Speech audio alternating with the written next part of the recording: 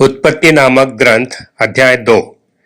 जो आकाश और पृथ्वी और उसकी सारी सेना का बनाना समाप्त हो गया और परमेश्वर ने अपना काम जिसे वह करता था 7वें दिन समाप्त किया और उसने अपने किए हुए सारे काम से 7वें दिन विश्राम किया।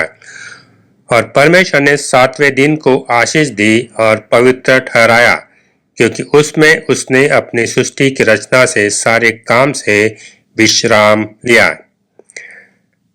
आकाश और पृथ्वी की उत्पत्ति का वृत्तांत यह है कि जब वे उत्पन्न हुए, अतः जिस दिन यहोवा परमेश्वर ने पृथ्वी और आकाश को बनाया, तब मैदान का कोई पौधा भूमि पर न था और न मैदान का कोई छोटा पेड़ उगा था, क्योंकि यहोवा परमेश्वर ने पृथ्वी पर जल नहीं बरसाया था और भूमि पर खेती करने के लिए मनुष्य भी नहीं था। तो भी कोहरा पृथ्वी से उठता था, जिससे सारी भूमि सींच जाती थी।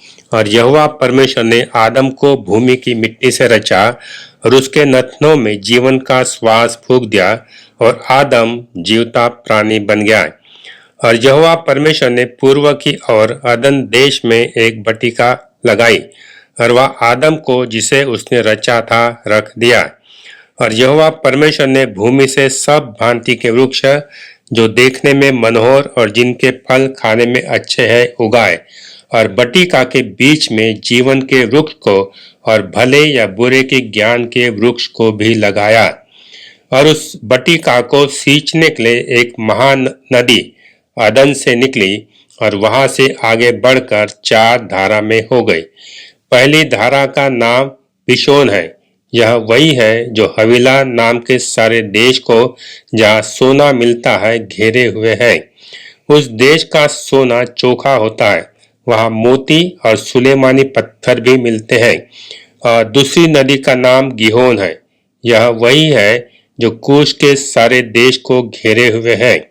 और तीसरी नदी का नाम हिद्देकेल है।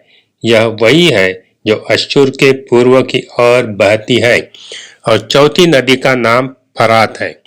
जब यहोवा परमेश्वर ने आदम को लेकर अदन की वाटिका में रख दिया कि वह उसमें काम करे और उसकी रक्षा करे, तब यहोवा परमेश्वर ने आदम को आज्ञा दी कि तू वाटिका के सब वृक्षों का फल बिना खटके खा सकता है, पर भले या बुरे के ज्ञान का वृक्ष जो है उसका फल तू कभी न खाना, क्योंकि जिस दिन तू उसका फल खाए उसी दिन अवश्य मर जाएगा।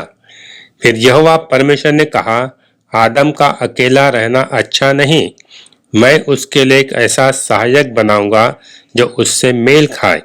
और यहोवा परमेश्वर भूमि में से सब जाति के बनेले पशुओं और आकाश के सब भांति के पक्षियों को रचकर आदम के पास ले आया कि देखे कि वह उनका क्या क्या नाम रखता है। और जिस जिस जीवित प्राणी का जो जो नाम आदम ने रखा वही उसका नाम हो गया। सो आदम ने सब जाति के घरेलू पशुओं और आकाश के पक्षियों और सब जाति के बनेले पशुओं के नाम रखे, परंतु आदम के लिए कोई ऐसा सहायक न मिला जो उससे मेल खा सके। तब यहोवा परमेश्वर ने आदम को भारी नींद में डाल दिया, और जब वह सो गया तब उसने उसकी एक पसूली निकालकर उसकी संती मांस भर दिया। और यहोवा परमेश्वर ने उस पसूली की जो उसने आदम में से निकाली थी स्त्री बना दिया और उसको आदम के पास ले आया।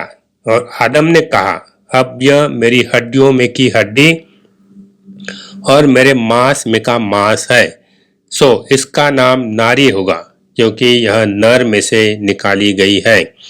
इस कारण पुरुष अपने माता पिता को छोड़कर अपनी पत्नी से मिला रहेगा और वे एक ही तन बने रहेंगे। और आदम और उसकी पत्नी दोनों नंगे थे पर लजाते न थे।